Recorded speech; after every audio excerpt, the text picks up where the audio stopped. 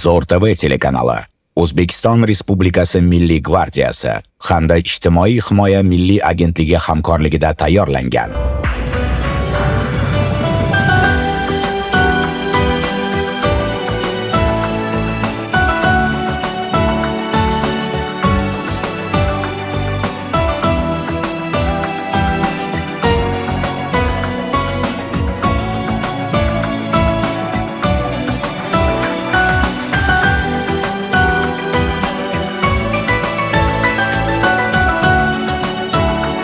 Assalomu alaykum aziz muxlislar, sog' omonmisiz?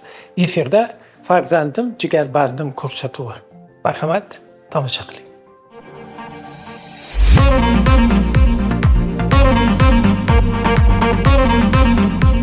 Hurmatli o'quvchilar, O'zbekiston marshini ijro etamiz.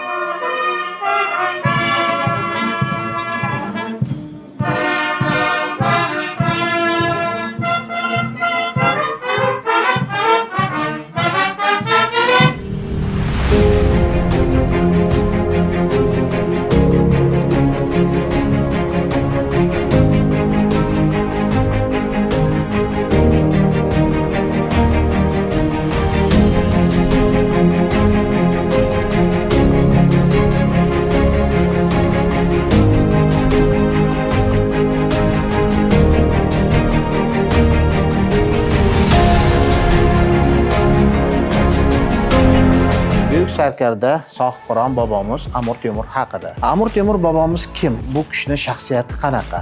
Demak, Amir Temur bobomiz dunyodagi eng buyuk shaxslar, ya'ni Sarkarda sifatida buyuk shaxslardan biri hisoblanadi. Amir Temur qachon, qayerda tug'ilgan? Amir Temur bizga yaxshi ma'lumki, milodiy 1336-yil 9-aprel Qashqadaryo viloyati, hozirgi Qashqadaryo viloyati o'sha davrdagi Kesh hokimligida tavallud topgan. Va bu hudud hozirda Xo'jaylg'or qishlog'i, Shahrisabzga qo'shni bo'lgan Xo'jaylg'or qishlog'i, ya'ni Yakkabog' tumaniga qaraydi. Amir Temur kim? Qanday davlat tuzdi? Amir Temur dunyodagi eng yirik buyuk imperiyalardan birini yaratuvchisi hisoblanadi. 27 ta davlatni bo'ysundirgan Amir Temur faqat bo'ysundirish va davlat tuzish bilan emas, ulkan bunyodkorlik ishlarini ham olib borgan. Amir Temur bobomiz Samarqandni o'z davrining eng yirik buyuk shaharlardan biriga aylantirdi. Ko'plab inshootlar qurdirdi, obodonchilik ishlarini olib bordi va shu bilan birga raiyat, ya'ni xalq ahlidan ham doim xabardor bo'lib turdi. Bizga yaxshi ma'lumki, Amir Temur davrida ko'pgina manbalarda aytiladi. O'sha Amir Temurning tarixi haqida avvalambor kimlar aytgan? Amir Temurning shaxsiyatini ochib bergan ko'plab tarixiy shaxslar, ya'ni tarixchilar mavjud. Ular orasida kimlarni bilamiz? Amir Temurning shaxsiyatini eng ko'p ochib bergan tarixchilardan bular Ibn Xaldun, Ibn Arabshoh va shu bilan birga yevropalik tarixchi Klavixonni bilamiz. Yana bir tarixchi, mahalliy tarixchilarimizdan bu Sharafiddin Aliyazdiyni Zafarnoma kitobi bor va unda ham Amir Temurning shaxsiyatiga to'xtalib o'tilgan. Endi Amir Temur shaxsiyatiga to'xtaladigan bo'lsak, Amir Temur shaxsiyati ochilyapti. Bugungi kunda ham yana o'rganilyapti. Qo'shimcha manbalar topilyapti va shu bilan birga Amir Temur tuzgan imperiyani jahon tarixida tutgan o'rni yana o'rganilyapti.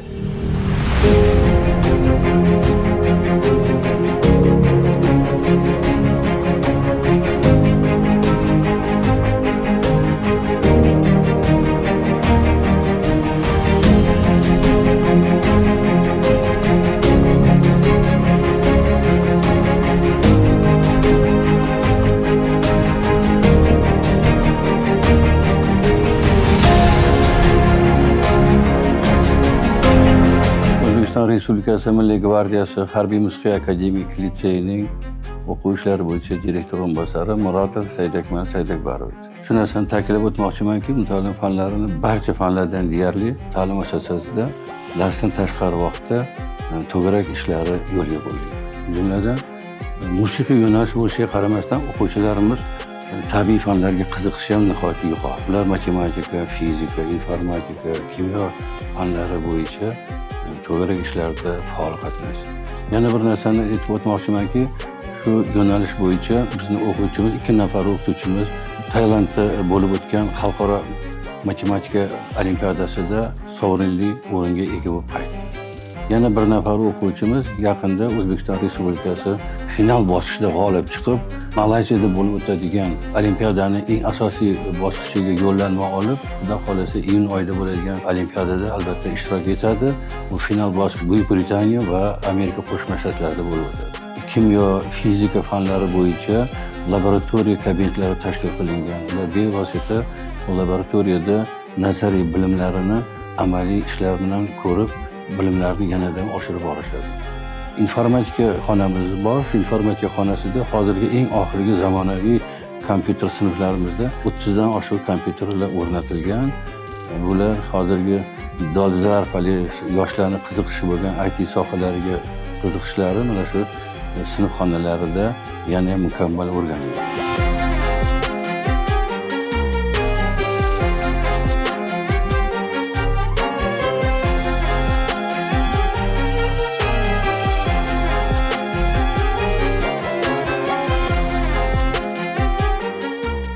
Bugungi mashg'ulotimizni akademik litseyimizning iqtidorli o'quvchilaridan bittasi bo'lgan 2-bosqich talabasi Nabijonov Muhammad Yusuf bilan davom ettiramiz. Muhammad Yusuf ko'plar respublika va xalqaro tanlovlar laureati bo'lgan. Endi sen bilan mana shu kadensiya to'g'risida ishlaymiz. Bu yerda faqat o'zing qolib ketasan, o'zing ijro qilishing kerak. Erkin ijro qilib, mana shu sen bilan xatolarni ko'rgansan-ku. Mana shu har bitta frazani alohida bitta-bittalab, lo'ndalab mana shu notalar bo'yicha ishlashimiz kerak. Muhammad Yusuf kadensiyani, endi sen bilan kadensiyani ishlaymiz. Bu eng asosiy joyi nima deganda, bu yerda faqat o'zing qolib ketasan, sahnada bo'lganingda ham o'zing yakka ijro qilishing kerak. Konsertmeyster, jo'rnovoz bo'lmaydi bu yerda. Shuning uchun chiroyli qilib sen bilan mana bu qiyin joylarni ko'rib o'tganmiz, mana shu joylarda alohida e'tiborli bo'lib ijro qilib berishing kerak. Marhamat, ketdik. Ha.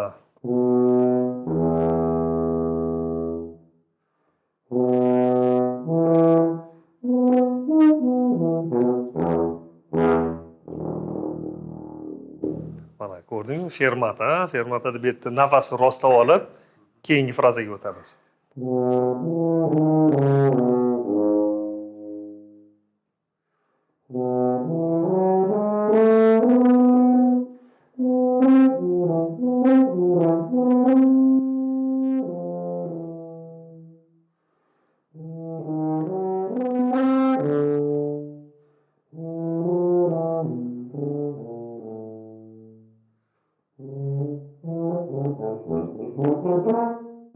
Tak, to'xta, nafasni rostlab oldik.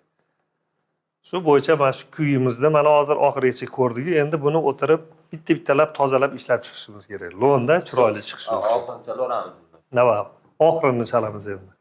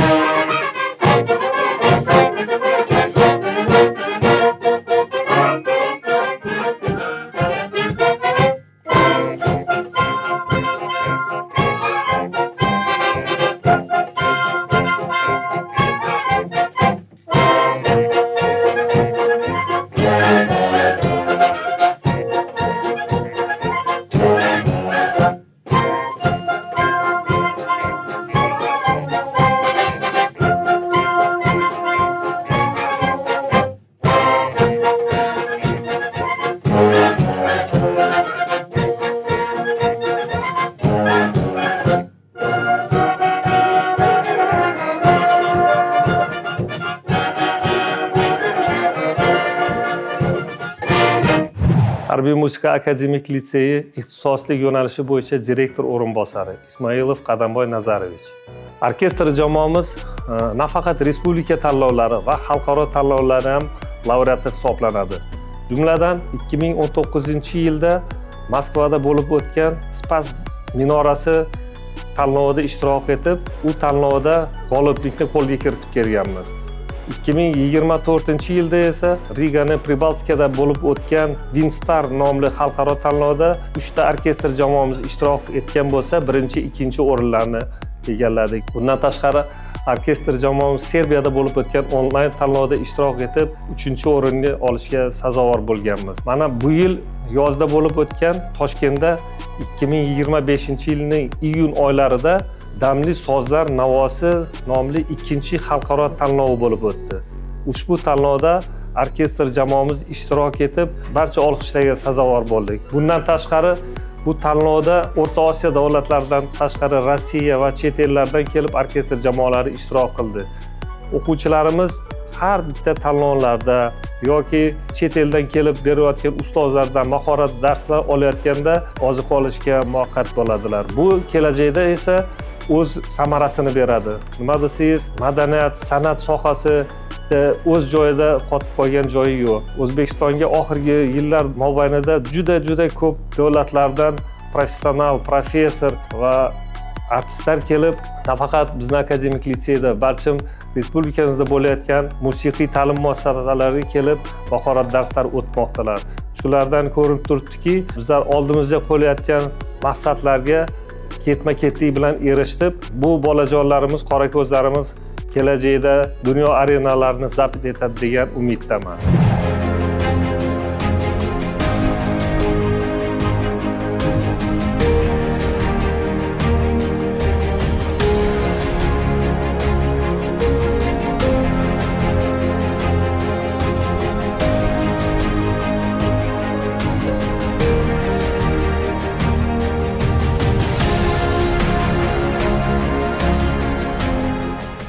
Men Raimov Laziz, Namangan viloyati Chust tumanida tug'ilganman. 5-sinfligimdan beri shu Harbiy musiqa akademik litseyida tahsil olyapman. Men 9-sinfgacha a'lo baholarga o'qib, yaxshi tamomlab, 9-sinfdan keyin kursga qabul qilindim. A'lo baholar evaziga kursda mana 2-yilim va bu bizning so'nggi oxirgi yilimiz. Kelajakda harbiy bo'lmoqchiman. Kelajakda vatan himoyachi bo'lishga tayyorman. 7 yildan beri o'qib o'rganib yurdik shu soha ichida. Vatanni bu juda ko'p so'zlar bilan ta'riflash mumkin. Masalan, vatan bu oila, do'st, ustoz, tevarak atrofimiz. Barcha shu bizga yaqin odamlar shu vatan bo'lib bera oladi. Vatan avvalambor o'zi onaga ko'p qiyoslanadi. Shu ona yurt deb bekorga aytilmaydi. Shak shubhasiz vatanni barcha odam yaxshi ko'radi.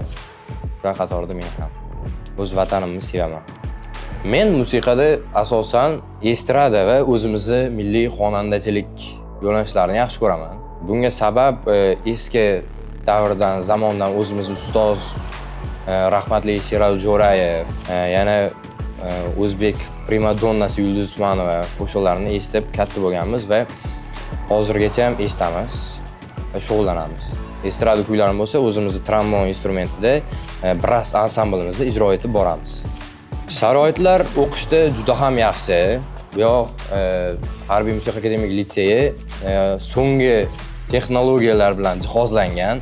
Bundan tashqari O'zbekistonning eng malakali ustozlari bizga ta'lim beradi, dars beradi. Ovqatlanish bo'lsa, ovqatlanish yaxshi. To'g'ri mahal bizga ovqat berishadi, yaxshi ovqat. O'zi kun tartibi bo'yicha ovqatlar sxemasi tuzilgan. Shunga bog'lanib 2 xil ovqat berilib boradi. Bizga asosan palov, qozon kabob, undan tashqari yana har xil lag'mon yaxshi taomlardan, pitsa ham beriladi, somsa, mastava, shunga o'xshagan Yevropa va o'zimizning milliy taomlar beriladi. Erkak yaxshi ko'radigan taom bu baribir o'zimizning palov, osh va qozon kabob. Meva-cheva albatta bizga banan, olma, uzum, mandarin, limon, pishiriqlar ham har kunlik, ikkinchi nonushta vaqtida har kun pishiriqlar beriladi har xil. Bizga shu sharoitlarni yaratib berayotgan bizning prezidentimizga minnatdorchilik bildirmoqchiman. Vaholanki Milliy gvardiya qo'mondonligi ham minnatdorchilik bildirmoqchiman. Avvalambor shu litseyga kirishimga sabab bo'lganiga ota-onamga kattakon rahmat aytaman. Ota-onam menga to'g'ri yo'l ko'rsatib shu litseyga tavsiya berishdi va bu litseyga o'qishga kirganimdan faxrlanaman, o'qiyotganimdan faxrlanaman. Hozirda o'zimning ustozlarimga, direktorimga, komandirlarimga minnatdorchilik bildirmoqdaman.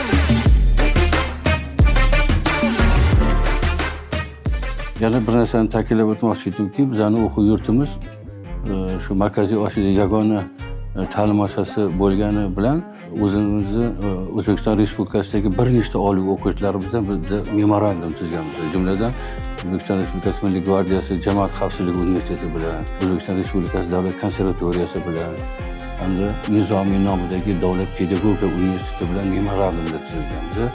Shu jamoa oliy ta'lim muassasalarini professor o'qituvchilar bilan birgalikda bizning o'qituvchilarimiz turli xil ilmiy anjumanlarda qatnashishlari, seminarlarda qatnashishlari bu juda ham bizga qo'l keladi.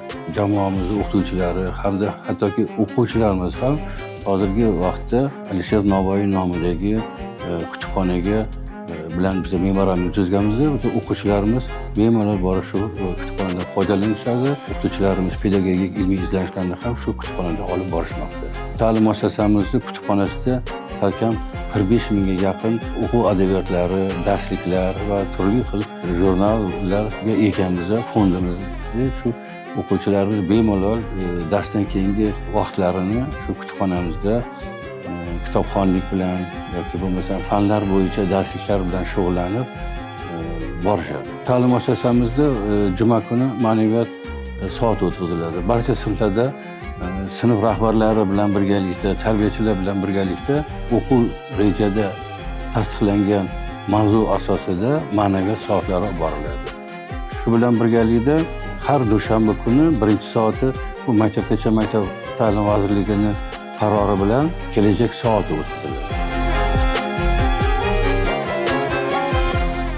Mana bugun aziz o'quvchilar, har hafta juma kunlari bo'lib o'tadigan ma'naviyat soatida bugun so'nggi Xorazmshoh, O'zbekiston xalqining, Xorazmshohlarning so'nggi mard qahramonlaridan biri bo'lgan Sulton Jaloliddin Manguberdi haqida suhbatlashyapmiz. Demak, Xorazmshohlarning so'nggi vakillaridan biri bo'lgan Jaloliddin Manguberdining otasi Sulton Muhammad Xorazmshoh ana shu Mo'g'ullar bilan bo'lgan janglarda demak siyosiy jihatdan katta xatolikka yo'l qo'yganligi tufayli demak butun mamlakatlarda Mo'g'ullar bosqiniga duchor bo'ladi, lekin shunga qaramasdan Jaloliddin Manguberdining mardligi, jasorati va harbiy mahorati tufayli Mo'g'ullar Movarounnahrda ovora bo'lib 12 yil mana shu janglarni bostirishda to'xtata olmay Jaloliddin Manguberdi bilan ovora bo'lib qoladilar va mana shu narsa Movarounnahrda demak Mo'g'ullarni ilk bor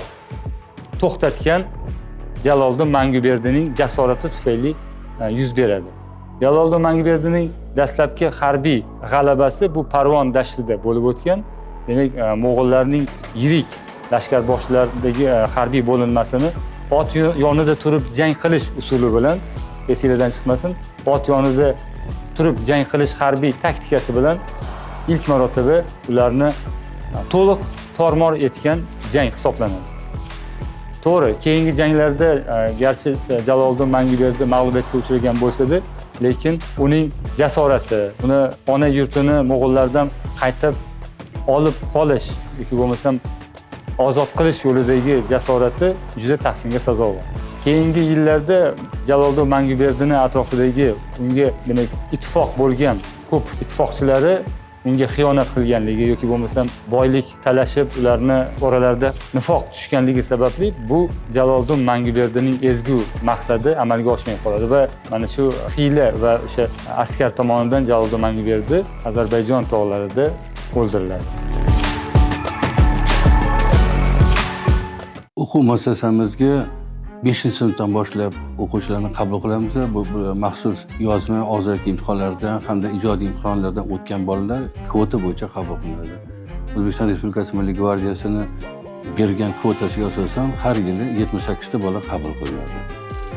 Hozirgi kunda ta'lim muassasasida 415 ta bola ta'lim olmoqda. Bu bolalar 5-dan 9-sinfgacha bo'lgan sinflarimizda o'quv jarayonlari Maktabgacha va Maktab ta'lim vazirligi tasdiqlagan o'quv reja asosida olib boriladi. 9-sinf bitiruvchilari maxsus imtihonlardan o'tishgandan keyin ular birinchi bosqichga qabul qilinadi. Birinchi, ikkinchi bosqichda o'quvchilarimiz, demak, birinchi kursga qabul qilgan o'quvchilarimiz qasamyod qabul qilishadi va ularning o'quv jarayonlari Oliy ta'lim fan va innovatsiya vazirligi tasdiqlangan o'quv reja bo'yicha olib boriladi. Bitiruvchilarimiz, ikkinchi kursni bitirgan bitiruvchilarimiz o'tgan yili 35 ta o'quvchimiz bitirgan bo'lsa, deyarli o'quvchilarimizni 98% turli oliy o'quv yurtlariga o'qishga qabul qilindilar. Bu ko'rsatishdan juda ham xursandmiz. Aksariyat o'quvchilarimiz demak harbiy sohaga qolaversa, harbiy sohaga ega bo'lmagan oliy o'quv yurtlariga, jumladan diplomatiya universitetiga, Moliya va iqtisod universitetiga, O'zbekiston Respublikasi Milliy universitetiga, texnik universitetlariga kirgan o'quvchilarimiz bor. Bitiruvchi o'quvchilarimizga O'zbekiston Respublikasi Prezidentining qaroriga asosan harbiy oliy o'quv yurtlariga kiruvchi bitiruvchilarimizga 30% imtiyoz beriladi. Qolgan oliy ta'lim muassasalariga kirgan o'quvchilarga 15% imtiyoz beriladi.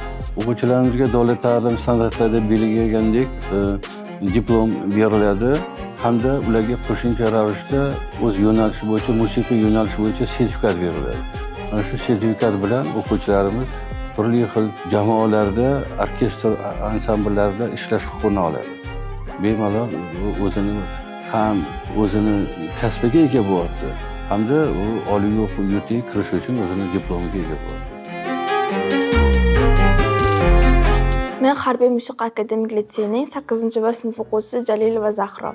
Litseyimiz musiqiy yo'nalish bo'yicha bo'lsa-da, men matematika fanidan xalqaro va respublika olimpiadalarida qatnashib, oliy o'rinlarni egallab kelmoqdaman. Bulardan Ayrin Respublika olimpiadasida finalist, Asmo xalqaro olimpiadasida bronza medali sohibi bo'lib, Tailand davlatiga yo'llanma va yaqinda bo'lib o'tgan eksport xalqaro olimpiadasida oliy o'rin egallab, 10% grant bilan Amerika Qo'shma Shtatlarining Boston shahriga va Buyuk Britaniyaning London shahriga yo'llanmaga ega bo'ldim. Meni mana shunday yutuqlarga erishishimga sababchi bo'lgan matematika ustozim Eshonqul va Sarvinoz Yunusovnaga, mana shunday sharoitlarni yaratib berayotgan litseyimiz rahbari Ravshan Nigmatov Mahkambayevichga o'z minnatdorchiligimni bildiraman. Ularning ishonchini oqlashga va'da beraman. Men bu yerda 5-sinfdan beri trombon va bariton asbobini chalib kelmoqdaman. Bu musiqa asbobi menga juda yoqadi. Bo'sh paytimda kitob o'qiyman, keyin sport bo'yicha ham qatnashaman va misollar yechaman. O'zim uchun har xil o'rganishlar olib boraman, ilmiy ishlar qilaman. Sport bo'yicha Usmonov kombat sistemaga qatnashaman. Bu yerda Muay Thai va MMA sport turlari bor. Bo'sh vaqtlarimda ko'proq kitob o'qiyman. Jahon adabiyotiga, ayniqsa turk yozuvchisi Fotih Tuman kitoblariga qiziqaman. Ularning har bitta asari men uchun dunyoqarashimni oshiradi, yanada fikrlashimni, hammasiga yordam beradi. Musiqa kuylaridan hammasi yoqadi. Milliy yoqadi ko'proq. Chunki milliy chalganda inson o'zimni o'sha oldingi davrdagi o'sha har bitta voqealarni chalaman.